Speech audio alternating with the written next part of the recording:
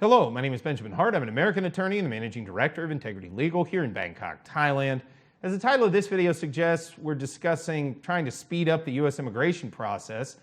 For anybody going through it right now, I got folks that are, in process for K-1 fiance visas, U.S. marriage visas.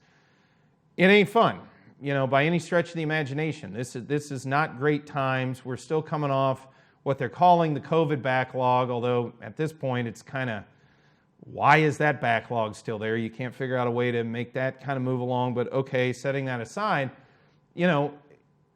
people have, we've talked about that. I was talking about this with a client today. The system is not in the best shape. I've made my issues known with it. There are folks out there that, talk about, you can sue them. Yeah, there are writs of mandamus. You can file that.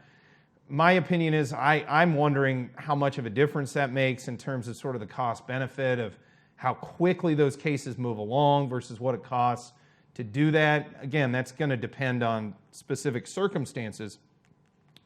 But back to the title of the video, you really want to speed up the U.S. immigration process? Contact your congressman, contact your senators, and tell them why do we have this broken immigration system in more ways than one. I was watching some interview the other day with Governor DeSantis down in Florida. I'm not trying to get political here, but they were grilling him about something to do with, I don't even remember what it was, but it ended up being due to immigration. And as he said, well, we're dealing with this because there's these problems at the border. There's issues regarding security at the border. I'm not there. I don't know. Frankly, I haven't been in the U.S. in years. I don't know exactly what's going on at the border. I see news coverage of it. Hard for me to determine what's what there. I do talk to other colleagues in the United States. Some say it's more exaggerated than it seems.